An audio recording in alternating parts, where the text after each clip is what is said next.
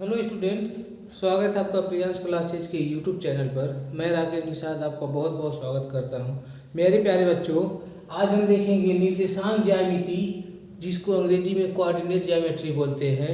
ये NCERT math class 10 का exercise 7.1 है। इसमें हमको जो है 7.1 में दो बिंदुओं के बीच की दूरी ज्ञात करनी होती है। जैसे दो युग्म दिए होते हैं, जैसे मान लीजिए एक रेखा है, ये है, बी है, यहाँ पे कोई बिंदु दिया है, यहाँ पे कोई, तो इसके बीच की दूरी कितनी होगी वो हमको ज्ञात करना होता है। इसमें तो ये अक्ष होते हैं हमारे पास, ये अक्ष हो गया, ये वाई हो गया, इसी प्रकार से होता है। तो चलिए, इस पूरे एक्सरसाइज में एक ही फार्मूला काम करेगा, और ये फार्मूला क्या है, इसको बोलते क्या है, दो बिंदुओं के बीच की दूरी √x2 - x1 + y2 - y1 का होल स्क्वायर, दोनों का होल स्क्वायर रहेगा। अब x2 x1 y2 y1 आता कहाँ से, हमारे पास जो बिंदुओं का युग्म दिया रहेगा, जो दो बिंदु हमको दिए रहेंगे उन्हीं को हम ऐसे क्रमशः लिख लेंगे सिस्टमेटिक ढंग से। अब इसको हम x1 मान लेंगे, इसको y1 मान लेंगे, इसको x2 मानेंगे, इसको y2 मानेंगे, और यही वैल्यू इस फार्मूले में हमको पुट करा देनी है। यही वैल्यू जब फार्मूले में रखते हैं तो हमें क्या मिलता है, चलिए देखते हैं। x2 की वैल्यू हमारे पास कितना है, x2 हमारे पास 4 है, x1 कितना है, 2 है, होल स्क्वायर है, होल स्क्वायर लगा लेते हैं। y2 हमारे पास 1 है, y1 हमारे पास 3 है, स्क्वायर है तो स्क्वायर लगा लेते हैं। 4 में से 2 गया, 2 बचेगा स्क्वायर, और ये 1 में से 3 जाएगा, मतलब 3 में से 1 जाएगा, और माइनस की वैल्यू ज़्यादा है, इसलिए जो जिसकी ज़्यादा वैल्यू होती है उसी की साइन बचती है। तो ये हो गया कितना, -2 स्क्वायर। अब ये 2 दूना 4 और 2 दूना 4। जब भी कोई संख्या बेस उसका नेगेटिव हो और पावर एक इवन नंबर हो, तो उसका जो टोटल प्रोडक्ट वो पॉजिटिव संख्या में आता है। अगर यही पावर हमारा ऑड नंबर होता तो ये जो आता हमारा वो नेगेटिव चार्ज में आता। ठीक, अब इसको ऐड कर लेंगे तो ये आ जाएगा कितना, 8। इसका वर्गमूल निकालेंगे तो 2√2, इसकी यूनिट लिखते हैं मात्रक। एक बात और ध्यान देना है कि जब भी हमें पता है, पहले से हमें पता होगा कि जब हम कड़ी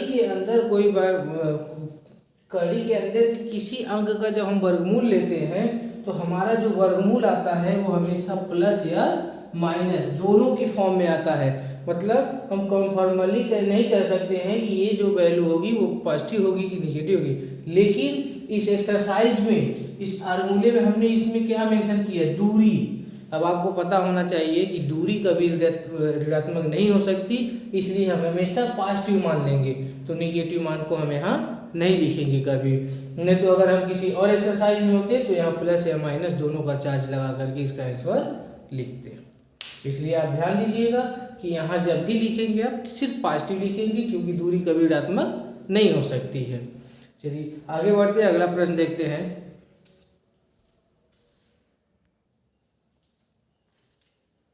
अगला क्वेश्चन देखते हैं, दिया है -5 और 7, -1 और 3। ये हमारा x1 हो जाएगा, ये हमारा y1 हो जाएगा, ये x2 हो जाएगा, और ये y2 हो जाएगा। इसको भी पिछले प्रश्न की भांति लगाते हैं। लिखेंगे हम क्या, दो बिंदुओं के बीच की दूरी बराबर √x2 - x1 का whole square plus y2 - y1 का होल स्क्वायर।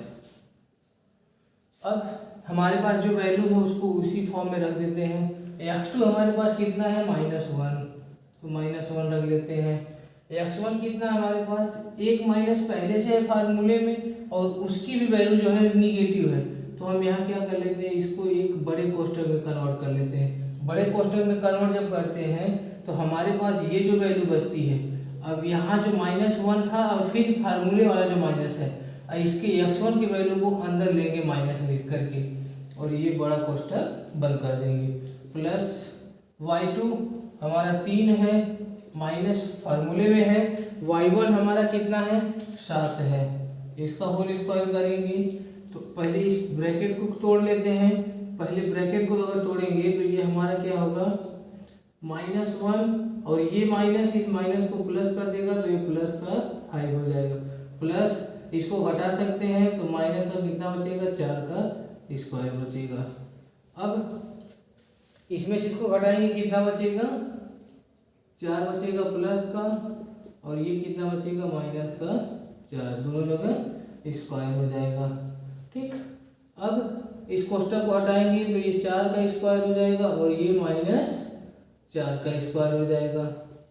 अब 4 चौके 16, और इसका भी स्क्वायर जब हम करेंगे यहाँ प्लस लगा लेते हैं और इसको जो है माइनस में रखते हैं। और जब इस प्लस को हम यहाँ रखेंगे और इसका जब स्क्वायर करेंगे फिर ये प्लस का 16 हो जाएगा। अभी जस्ट हमने डिस्कस किया है कि अगर पावर इवन नंबर है तो उसका टोटल प्रोडक्ट जो है चाहे पॉजिटिव हो या नेगेटिव हो पॉजिटिव में ही आएगा। अब ये जोड़ने के बाद कितना हो जाएगा 32, इसका वर्गमूल कितना होगा 4√2 मात्रक। बड़े ही आसानी से अगर हमको ये फार्मूला याद हो तो कोई भी संख्या दी हो, कोई भी संख्या चाहे वो प्लस में हो चाहे माइनस में हो, उसके आंसर जो है हम बहुत ही आसानी से ला सकते हैं। चलिए अगला प्रश्न देखते हैं।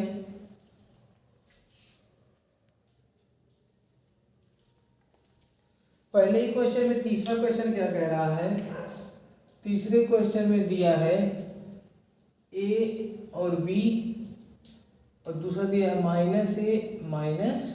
-b। इसको भी हम पिछले क्वेश्चन की बात लगा लेंगे। ये हमारा कामा है, ये हमारा x1 हो जाएगा, ये y1 है, ये x2 है और ये y2 है। यहाँ भी लिखेंगे दो बिंदुओं के बीच की दूरी बराबर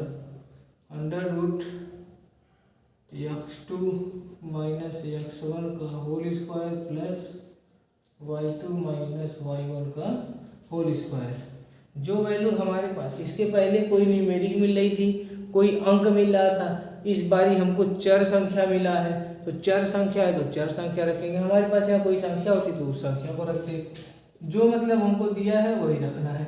x2 हमारे पास कितना है -a है, x1 कितना हमारे पास +a है, लेकिन फार्मूले में माइनस होने के नाते इसको माइनस ही लिखेंगे। y2 हमारे पास कितना है -b, y1 कितना है हमारे पास +b, लेकिन फार्मूले में माइनस है तो ये क्या हो जाएगा -b। अब ये माइनस माइनस जुड़ जाएगा यानी 2a² हो जाएगा प्लस ये -2b² हो जाएगा। अब ये प्लस का 4a² हो जाएगा। अभी हमने जस्ट बताया अगर पावर सम संख्या हो तो उसका जो है बेस चाहे नेगेटिव हो चाहे पॉजिटिव हो हमेशा पॉजिटिव में आएगा। अब ये भी पॉजिटिव में आएगा 4b²।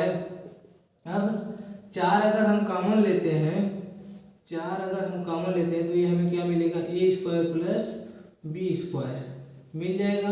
अब 4 का वर्गमूल भी हम निकाल सकते हैं यानी अंडर रूट में क्या बचेगा a प्लस b² मात्रक, इसका आंसर हो जाएगा। आपने देखा तीनों प्रश्न, पहले प्रश्न में जो 3 पार्ट दिए थे, 3 क्वेश्चन के दिए थे फर्स्ट सेकंड थर्ड करके, हमने उसको जो है इस फार्मूले की मदद से कितने आसानी से लगाया। आप इस पे और भी संख्या लेकर के लगाने का प्रयास करेंगे, बहुत ही आसानी से ये एक्सरसाइज लग जाता है। पूरे एनसीईआरटी मैथ में ये सबसे आसान एक्सरसाइज है।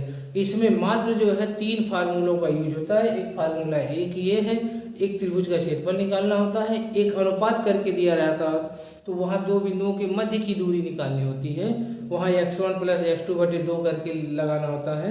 मतलब कुल मिला जुला करके 3 फार्मूले से इस एक्सरसाइज को हम कवर कर सकते हैं। तो आप भी समझ सकते हैं ये एक्सरसाइज कितना आसान होगा। तो चलिए आज के वीडियो में बस इतना ही, धन्यवाद।